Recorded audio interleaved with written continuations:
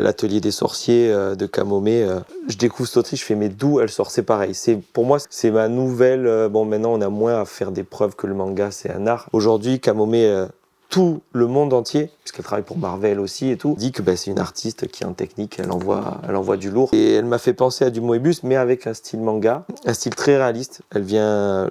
Je pourrais pas trop dire sa biographie, donc je vais pas dire de conneries. Mais je crois qu'elle fait des écoles d'art et tout, et ça se voit. Chaque tome de l'Atelier des sorciers est un mini artbook. C'est ce que je dis aux jeunes dessinateurs, c'est tu peux aimer le délire sorcière ou pas, mais si tu es en train de dessiner, tu te dois d'avoir les tomes parce que chaque case t'apprend quelque chose. On est dans le manga. Le manga, c'est avant tout... donc évidemment, il y a des lecteurs qui sont sensibles au dessin, mais on raconte une aventure. T'es pas obligé d'avoir du dessin parfait à chaque case, et on voit que d'ailleurs, les séries les plus populaires sont jamais des tueurs en dessin. Et donc ça, c'est ce que je dis, pour vraiment décomplexer n'importe qui dessine, tu feras jamais un tome parfait avec la case qui va être bien. Moi, des fois, parce que quand tu dois faire 200 planches, où il y a 6-7 cases par planche, ça fait plus de 1000 dessins, c'est obligé que des fois l'énergie, ce mardi-là, tu sais pas pourquoi ta main t'arrive pas à la faire. Est-ce que tu dois te faire chier à retravailler 3 heures, à regommer pour essayer de faire la petite main qui est bien, que t'arrives pas à faire dans cette case, ou tu dois avancer? Dans le manga, tu dois avancer parce qu'en vrai, c'est soit tu sais pas faire les mains, il faut apprendre. En fait, sur les cases d'après, tu vois que sur une page, tu arrives à la gérer, c'est que à ce moment-là, parce que le dessin, c'est pas mécanique, c'est lié vraiment à beaucoup de choses dans la tête et tout, tu peux pas dessiner de la même façon tous les jours. Donc ce jour-là, ce dessin, il est un peu moins bon, c'est pas grave, parce qu'en fait, le lecteur n'est pas un dessinateur. S'il est emporté par l'histoire, c'est le plus important. Il vaut mieux se focaliser sur ce que va dire ou la bulle que le dessin. Donc c'est pour ça que je dis le manga parfait, il n'existe pas.